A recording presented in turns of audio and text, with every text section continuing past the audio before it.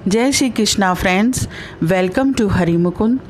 महादेव की महिमा निराली है। 12 ज्योतिर्लिंग के रूप में भोलेनाथ भारत की चारों दिशाओं में विराजमान हैं। इनमें पहला ज्योतिर्लिंग यानी सोमनाथ ज्योतिर्लिंग के विषय में मैंने अपने पिछले वीडियो में बताया था, उसे आप चैनल पर जाकर देख सकते हैं। आज हम दूसरे ज्योतिर्लिंग यानी मल्लिकार्जुन ज्योतिर्लिंग के विषय में जानेंगे। शिव का ये धाम आंध्र प्रदेश के कृष्णा जिले में कृष्णा नदी के तट के पास श्री शैलम पर्वत पर स्थित है।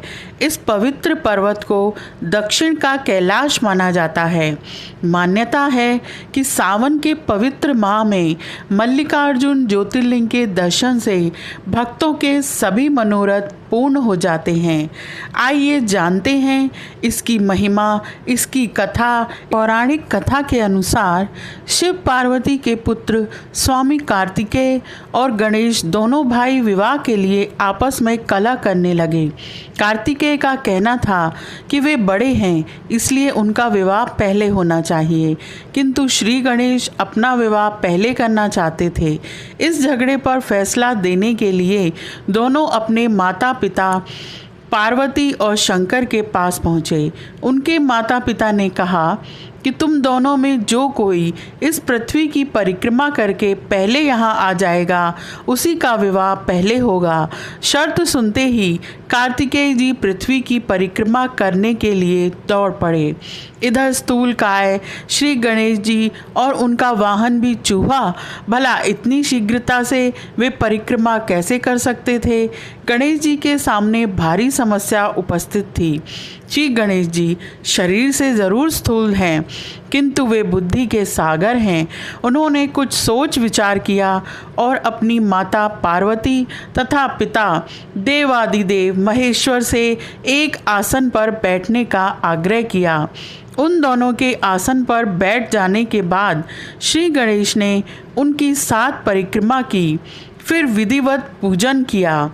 पित्रोश्च पूजनं कृत्वा प्रकांतिं च करोति यः तस्य वै पृथिवीजन्यं फलं भवति निश्चितम्। अर्थात इस प्रकार श्री गणेश माता पिता की परिक्रमा करके पृथ्वी की परिक्रमा से प्राप्त होने वाले फल की प्राप्ति के अधिकारी बन गए। उनकी चतुर बुद्धि को देखकर शिव और पार्वती दोनों बहुत प्रसन्न हुए और उन्होंने श्री गणेश का विवाह भी करा दिया। जिस समय स्वामी कार्तिकेय संपूर्ण पृथ्वी की परिक्रमा करके वापस आए, उस समय श्री गणेश जी का विवाह विश्वरूप प्रजापति की पुत्रियों सिद्धि और बुद्धि के साथ हो चुका था। इतना ही नहीं, श्री गणेश जी को उनकी सिद्धि नामक पत्नी से क्षेम तथा बुद्धि नामक पत्नी से लाभ, ये 2 पुत्र रत्न भी मिल गए थे। भ्रमरशील और जगत का कल्याण करने वाले देवर्षि नारद ने स्वामी कार्तिकेय से यह सारा वृतांत कह सुनाया। श्री गणेश का विवाह और उन्हें पुत्र लाभ का समाचार सुनकर स्वामी कार्तिकेय जल उठे। इस प्रकरण से नाराज कार्तिकेय ने शिष्टाचार का पालन करते हुए अपने माता पिता के चरण छुए और वहाँ से चल दिए। माता पिता से अलग होकर कार्तिक स्वामी क्रोंच पर्वत पर रहने लगे। शिव और पार्वती ने अपने पुत्र कार्तिकेय को समझा बुझाकर बुलाने हेतु देवर्षि नारद को क्रोंच पर्वत पर भेजा। देवर्षि नारद ने बहुत प्रकार से स्वामी को मनाने का प्रयास किया, किंतु वे वापस नहीं आए। उसके बाद कोमल हृदय माता पार्वती पुत्र स्नेह में व्याकुल हो उठी। वे भगवान शिवजी को लेकर क्रोंच पर्वत पर पहुंच गईं। इधर स्वामी कार्तिकेय को क्रोंच पर्वत अपने माता पिता के आगमन की सूचना मिल गई और वे वहां से 3 योजन अर्थात 36 किलोमीटर दूर चले गए। कार्तिकेय के चले जाने पर भगवान शिव उस क्रोंच पर्वत पर ज्योतिर्लिंग के रूप में प्रकट हो गए। तभी से वे मल्लिकार्जुन ज्योतिर्लिंग के नाम से प्रसिद्ध हुए।